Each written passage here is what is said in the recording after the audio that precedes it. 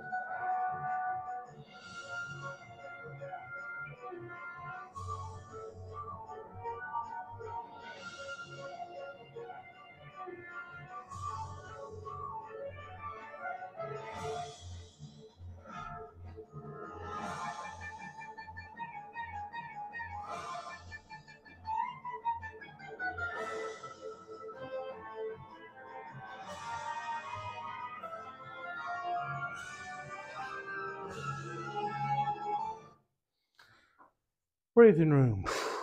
Wears me out just looking at that. When I go into the office sometimes on Mondays and I see I've got 233 emails, I said, oh my goodness, what in the world? Most of them are junk.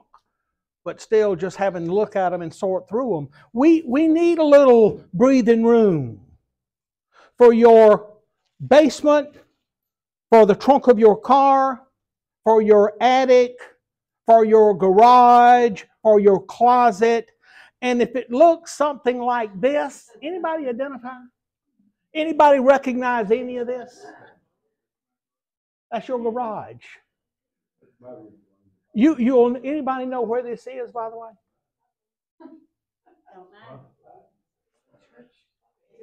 This is the room right next door on the other side of the cross. All right? This is the way it looked when I went into it this week to say, wonder if I could find, no. This is one of the closets down the hall. This is one of the closets down on the other end. This is next door. This used to be our minister of youth's office on the other side of this wall behind the clock. What do you think?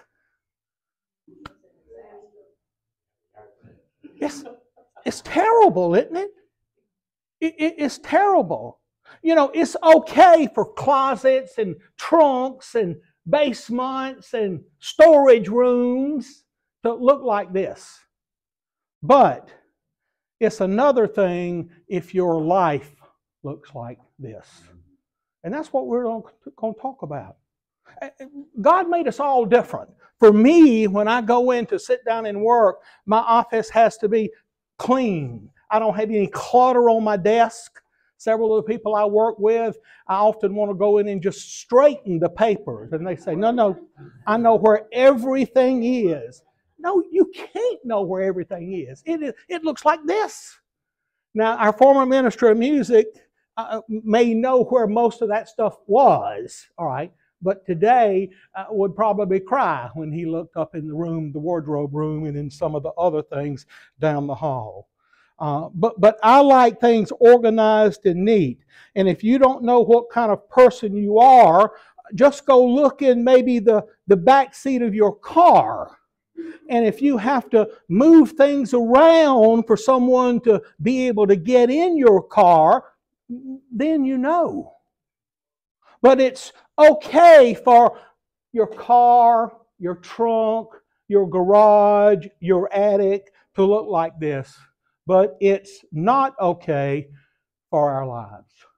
That's not what God has called us to be, who He's called us to be. It's not okay for your schedule to look like this. It's not okay for your relationships to look like this, where you've crammed so much in that there's no room for error.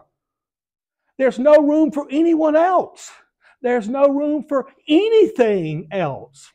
I jokingly told Beverly last night, when she was talking at some of the things I do, I said, well, the next time Jake calls, I'm just not going to answer the phone. How's that? But that's not the solution. And we're going to talk about it. Everybody got one of the little cards, hopefully. We're going to talk about those at the end of the class on how we can godly make more wise choices about our time. So we're going to talk about something that will make life better. I promise. A little breathing room, having a little space to catch your breath and say, no, I have time to do that. As our first lesson principle says, and for the sake of definition, here's what I'm talking about when I say we need a little breathing room, all right? Breathing room is simply the space between your current pace and your limits. My inclination and your inclination is to do so much that we really don't enjoy much of what we do. Renee Lee and I were talking in this morning, and I was asking how his week. He said, buddy, I just didn't have time to do anything. I don't know if he read the lesson and knew where we were going today or not. I said, well, hopefully the lesson will benefit you. And here's how you know that you're in trouble in terms of your schedule. Because you say something like, oh, I don't have time. I'm sorry. I don't have any time to do anything. Or you say, well, I might be 15 minutes late. Or I might have to leave 15 minutes early. Or, honey, I'll be at the dinner tonight, but I might miss the salad course. What time did you say it started? I want to make sure I've made time to get back home. I've got to work it all in so I can work it all out. Right? You know, you drive too fast. You eat in the car. It's go, go, go. and you kind of meet yourself coming. You're at work and you think, oh, I really need to be at home. Oh my goodness. You're at home and you say, gosh, I really need to be at work. There's so much I need to get done before tomorrow. You just can't cram it all in. You can't keep all the balls in the air. Anybody understand? You can't say no to anything. I was reminded as I was doing the lesson this week of something Pastor Jake asked each of us a few weeks ago. And he said, who's in control of your schedule? Me. Well, you need to change, right? I do. How do I do that? Where do I start? It can't be just helter-skelter. We end up looking like the closet next door, right? I'll get to this one day. It's like our garage. One day we'll get to that. Anything anybody wants you to do, you say, okay, yeah, I'll help you. And then you wonder, why did I commit to that? Your life's just crammed full of stuff. This morning, as we wrap up week 4 of this great little study by Elizabeth Elliot, based on her book, Joyful Surrender. Being filled with joy, like John 10:10 says, I've come that you may have life and have it more abundantly. Many of us are just not living the abundant life. It's like my friend said after he retired. He said, I got something to do every day, morning, noon, and night. Committee meetings or meetings or things to get done. I can't get it all done. So we're going to talk about this in a lesson I'm just calling Breathing Room. Although there are many approaches, there are books, there are courses concerning where you need this time management, or you need to go to this seminar. And I've been to many of those. And they're all trying to sell me something. And it works fine. It's like my diet. It works great for a few weeks. And then after a few weeks, I just say, this isn't me. I can't. And we quit. We quit. I go to the gym, as 4 days a week. And I laughed the first month in January. They had to bring in extra equipment in the gym. Now we're almost to March, and in the morning it's half empty. And I said, well, where did they all go, Colby? Well, this happens every year. They have great intentions, and they plan, and they come, and they quit. It's just too much. They're doing too much, and they can't keep their schedule working. And the reason this principle, though, we're going to talk about will change your life is because it's one idea. It's one application. Not 10, one, that literally can change your life. And I don't know if you know this, but your time is your life. You hear that? Your time is your life. As your time goes, guess what? So goes your life. Second lesson principle sums this up, drawing something from one of our memory verses we have talked about, you saw in the opening video, and we'll look at it again. And this is, remembering your time is limited. Provide you with, keyword, wisdom to know how to spend your limited time. That's profound. That's pretty simple, isn't it? That's almost like something Howell would write in one of the things I read by him, right?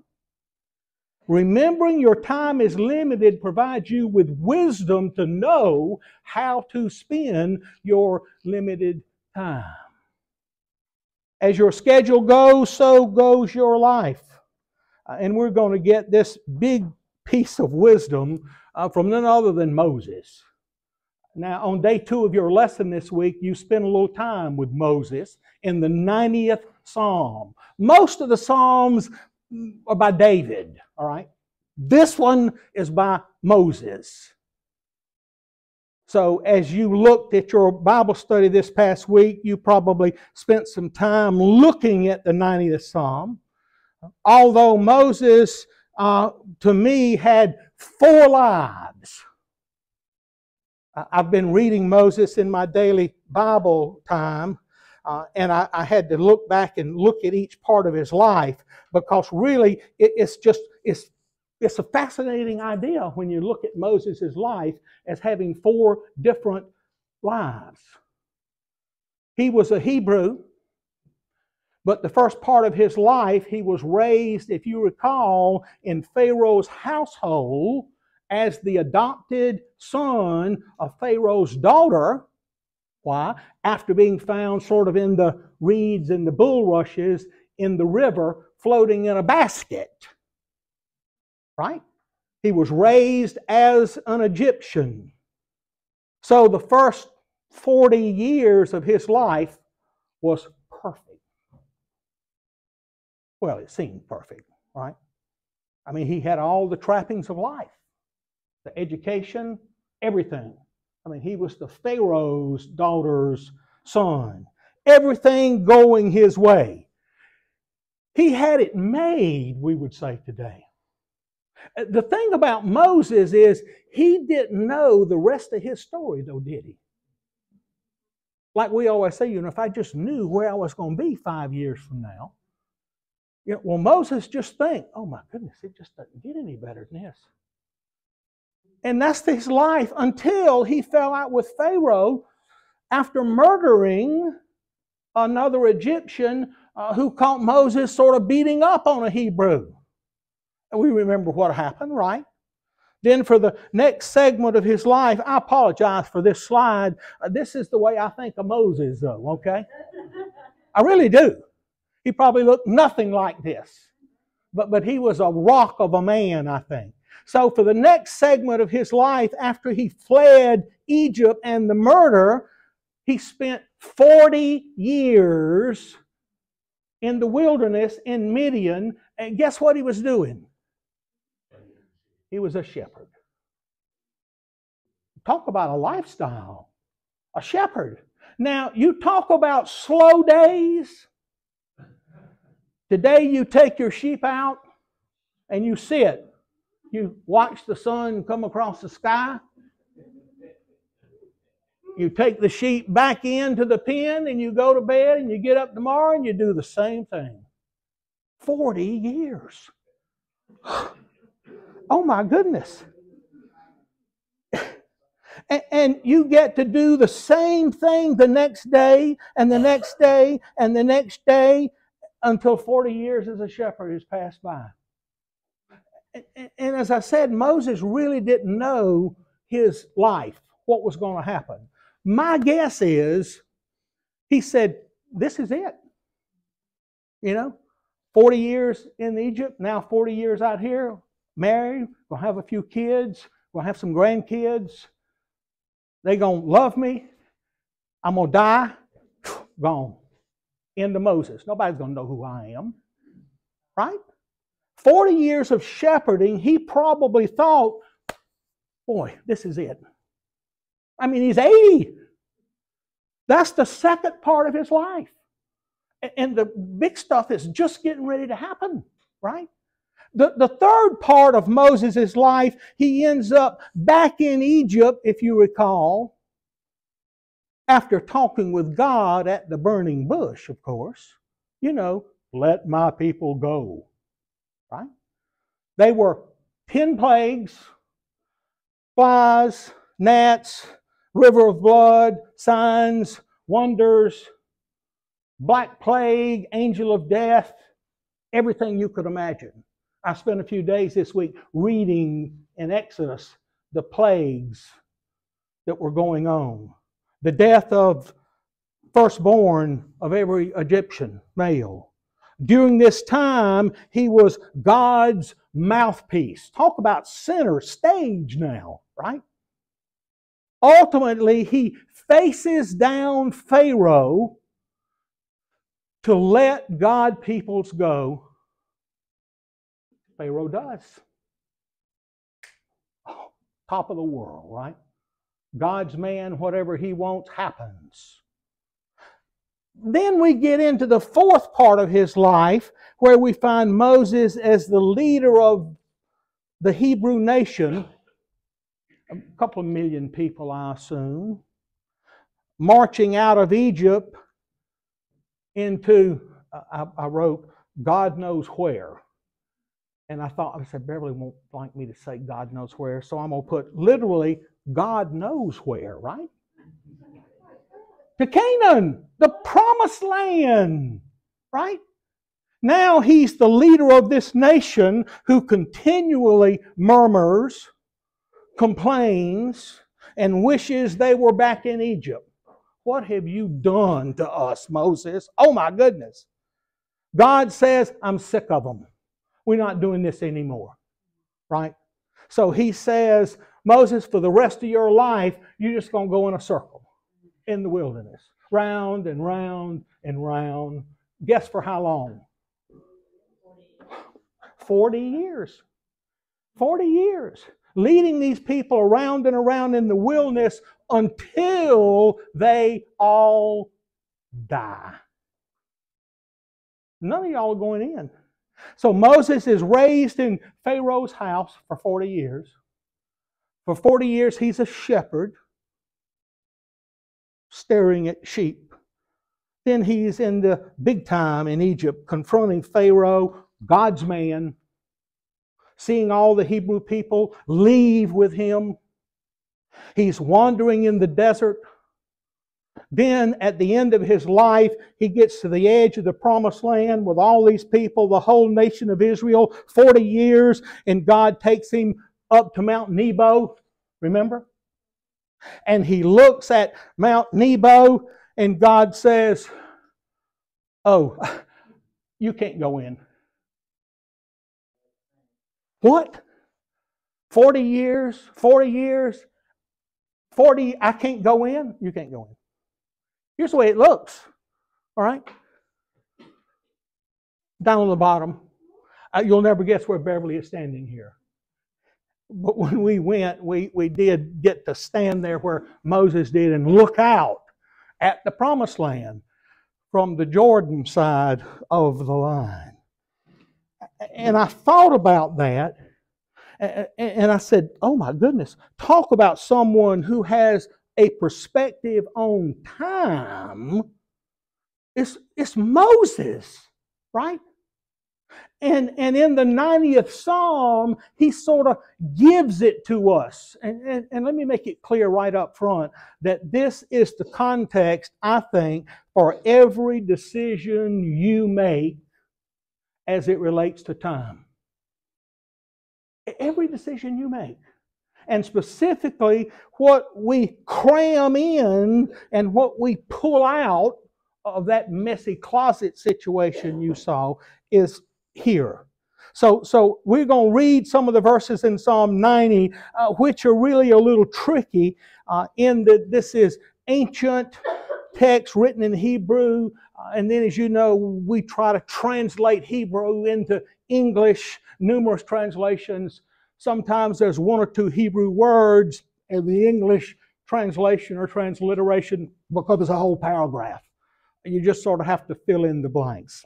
Then at the end, we'll see Moses' powerful principle, punchline, which can change your life regarding time. Psalm 90, verse 1, NIV. Lord, you have been our dwelling place throughout all generations.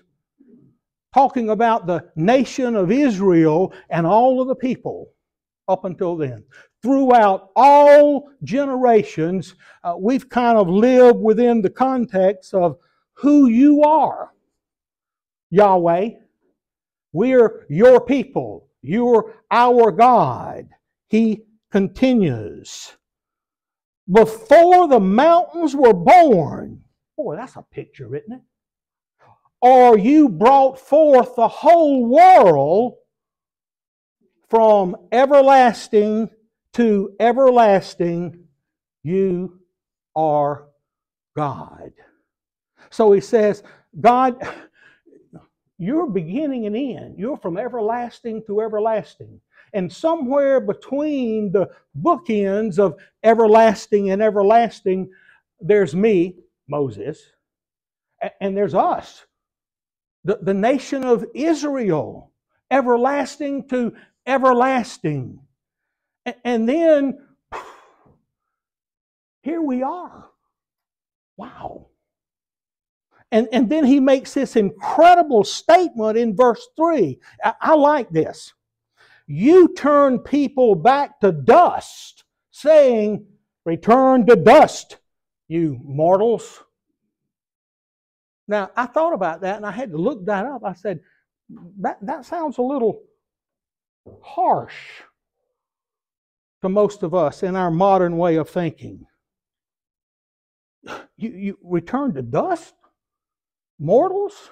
But it really wasn't to Moses when we look at the context of the Hebrew. This is his way of saying, Moses wrote this, of course, that God controls the beginning and the end. That God controls and has input into the days of our lives. If I'd had the soap opera theme ready, I would have played the days of our lives, like what sand through the hourglass. You and I struggle with this, I think. Does God just kill people? Does God know how many days we're going to live? Or does He decide how many days we're going to live? And then, all right, Dean, you got 75 years. I don't know. Scripture doesn't tell us that.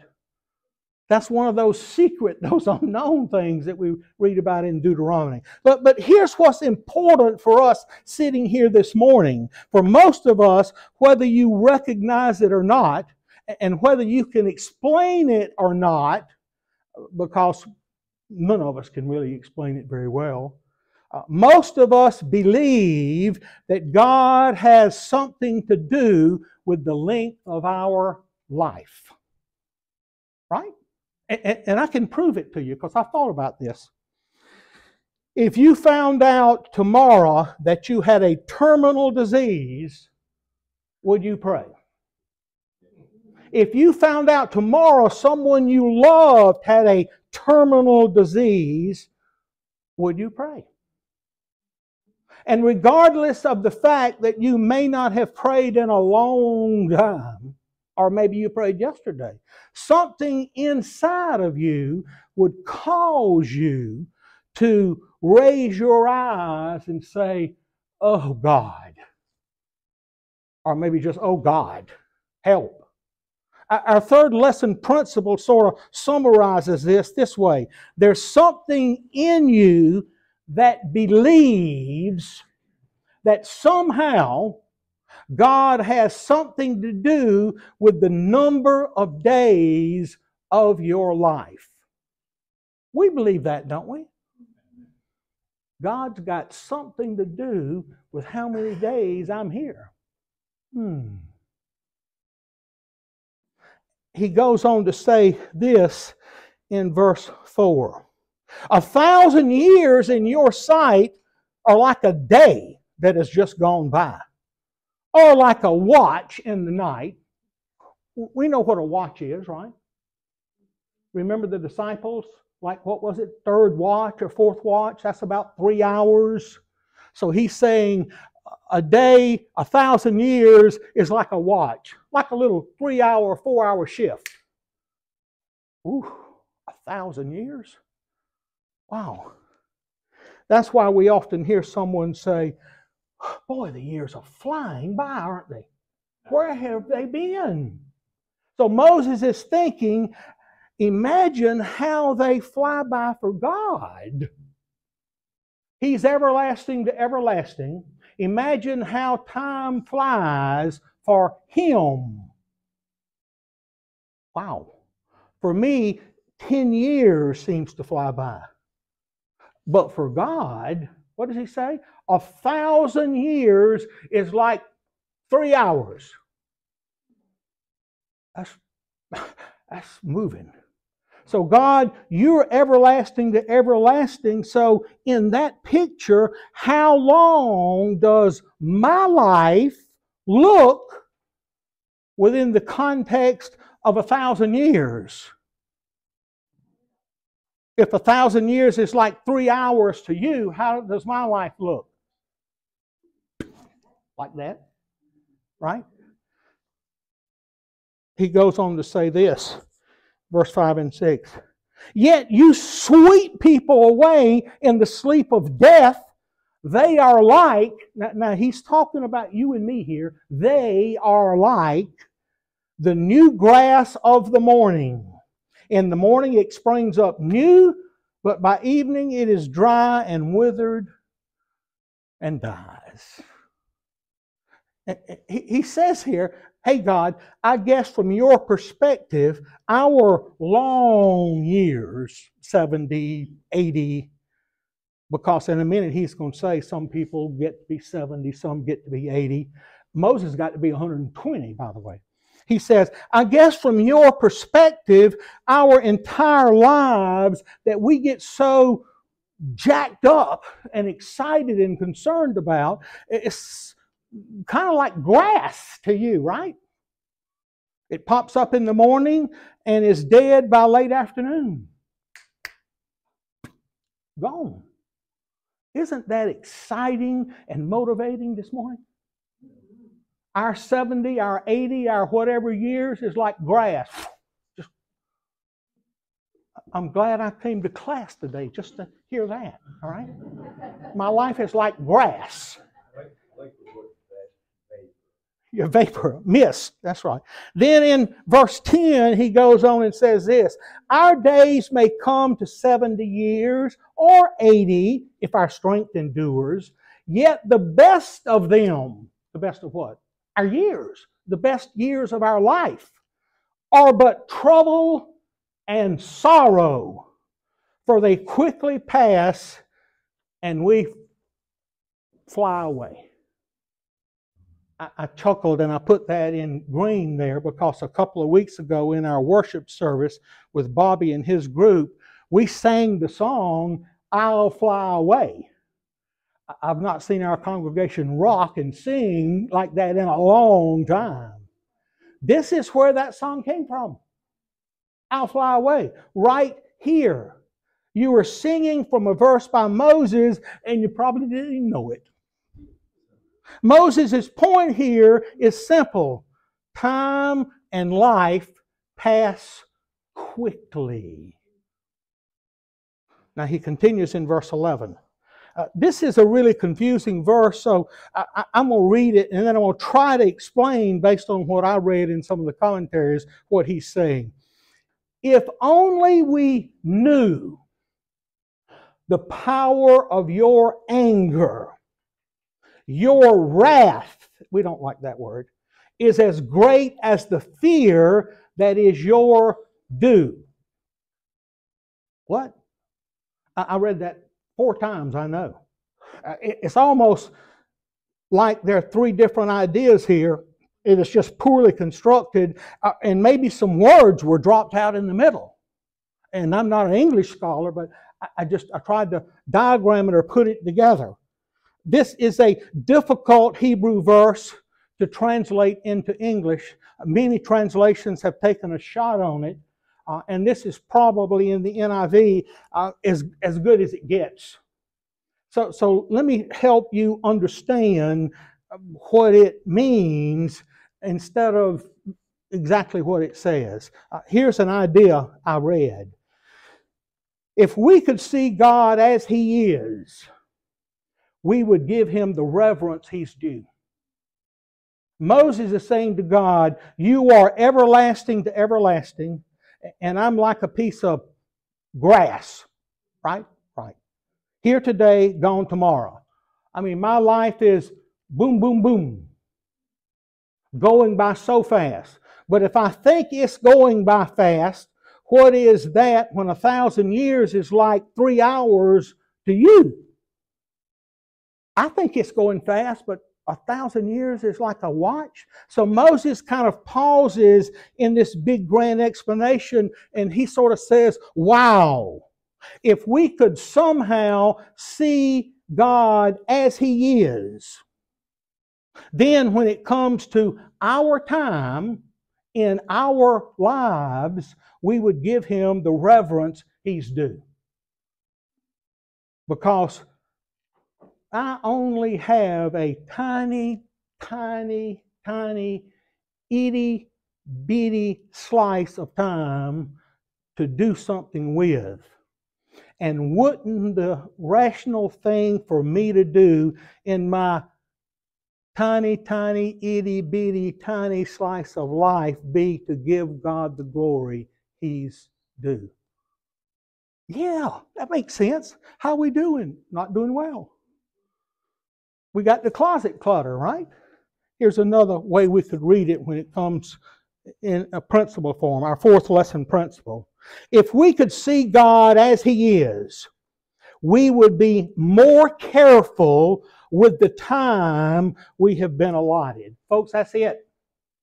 If we could truly see God for who He is and comprehend this thing, where 1,000 years is like a watch, like 3 hours, we would be more careful and we would ponder and think and meditate and pray about the time we've been allotted here. If we saw God as He is and realized that He gave us life and He's everlasting to everlasting, and we're here today and we're gone tomorrow, like grass, we would probably rethink this gift of limited time that we. This was written after the Lord, I use this word, zapped Aaron's 2 sons that were the priests when they didn't do something correct in the temple. Probably, yes, probably. And I think that's what Moses has realized. Like I said, you think about 40 years in Egypt, 40 years wandering in Midian, probably think, this is it. It's been a good life, 80. And then 40 years of wandering, and then he gets up to the mountain. Now you can't go in. I mean, yes. I'm looking at life altogether, you're describing it. The first 50 years of our life, 40, 50 years, is kind of confusion. After 60, 70, as you get a little older, then I think wisdom kicks in, and days go slower. I think that's true. Yeah. I think if I could know 20, 30 years ago what I know today, oh my goodness. Isn't that why we pray for our children? I mean, I've got children all in their 40s. One's birthday's today. But that's why I said, if we could just impart some of this, please. But no, we have to learn and experience this. It takes Moses, to me, to kind of push us back with this verse and look at the context of our life. Because, as I said earlier, the context of my life is my life. That's what I think. Moses said, nope. I know that's what you think, but you're wrong. The context of your life is from everlasting to everlasting. That's the picture, folks, you got to have. It's good to pause every once in a while and contemplate the brevity of life. Because, as he's about to say, when contemplating truly the brevity of life, it will indirectly and directly impact what you decide to do with your time. So Moses comes now to the big idea. This is the application. This is where we've been going all morning. And it's in your first memory verse, in verse 12 of Psalm 90 that we looked at, about teaching us to number our days. But also this is our final and our fifth principle. And look at what he says here. Teach us to number our days. Now, we don't do this naturally, do we? So what does he say? We're studying disciplines. Teach me to be holy. Teach me to be godly. Teach me to number my days. Or another way to say this is in our principle. Psalm 90 verse 12 can also be said this way. Teach us, it ought to be, to live as if our days are limited. Would your life change if you found out you had a terminal disease and were going to live 30 days? Would you do anything differently? Sure. We don't know. We're not promised anything. Beverly and I just talked about this recently, saying that we spend our days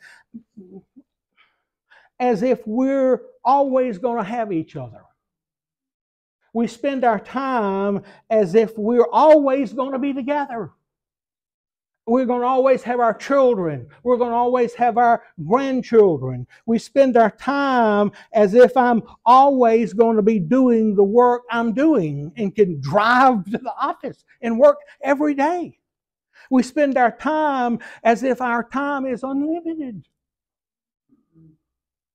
And we know it's not, but in terms of how we schedule it and how we cram everything in and what we prioritize,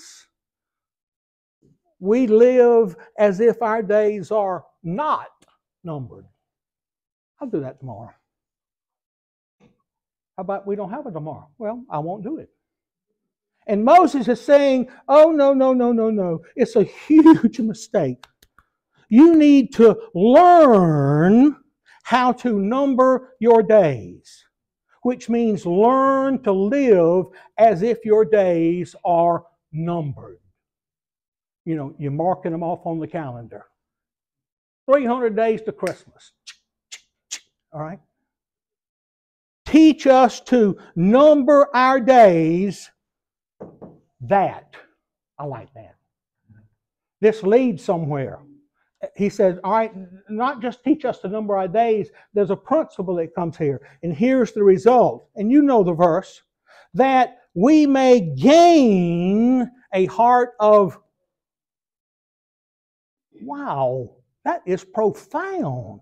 Teach us to live as if our days are numbered, because in living as if our days are numbered, we will gain, ready? Wisdom, insofar as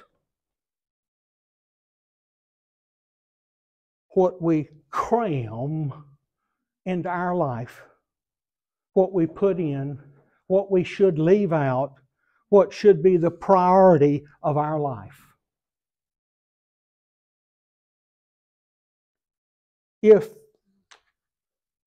you live as if your days are not numbered, you will continue to fill your days with things that later on you'll wish you had not filled your days with. And I know that's not grammatically correct. I tried to work that where with didn't end the sentence, but that just makes sense. But when you begin to number your days, you immediately, what did he say? You gain wisdom.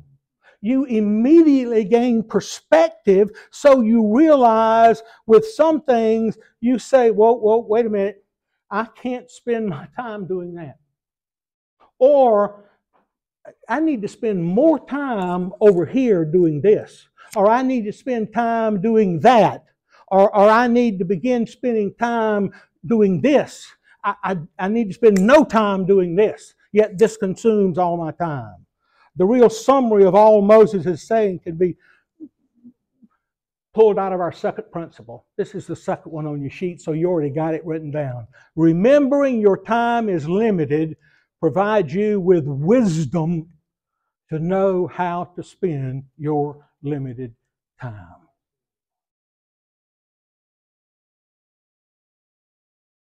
You now have the wisdom that comes with living as if your days are numbered when you build some breathing room into your life.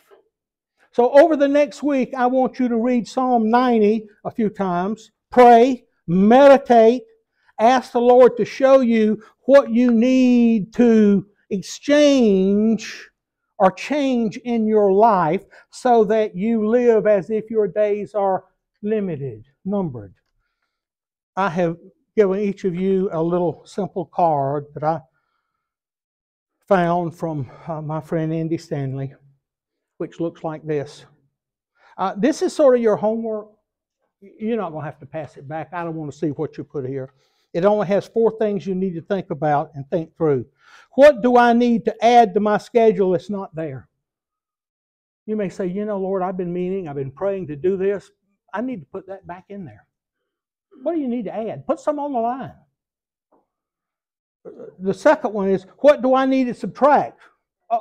Or who do I need to subtract? There's some people in your life, this is it. I'm praying about it. I really am spending too much time here. What do I need to remove completely? 3, what needs to be turned up a little bit? In other words, what do I need to do more of? Do I need to be more in Bible study? Can I find a Bible study online? Can I do something with friends? What do I need to increase? And the last one, of course, is what do I need to do less of? I can't get rid of this altogether. I just can't do that. But I'm spending way too much time. I tell one of the guys I work with, that's not the highest and best use of your time. I know you like to do that. You're a great technician, but this is easy. I said, I know it's easy, but you got people that can do that. Not as good. Well, you can't do it all. All right? Your time is limited, which means that you need to limit what you do with your time. That just makes sense. You need a little breathing room. So when somebody says, let's go to dinner, okay. Sure. This takes discipline. That's what verse 12, our memory verse, says there. Teach me. Teach me to number my days. Why? Then you will gain a heart of wisdom. And when you allow the world to come in and interfere, the memory verse on the other side is from Mark 4:19. Everything gets crowded out. And the worries of this life, it says, sort of take control. Oh my goodness.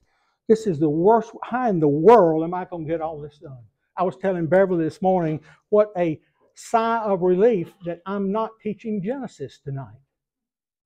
And I don't mean that in a bad way.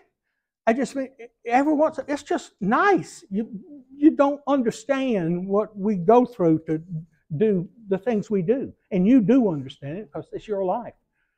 Yes, sir.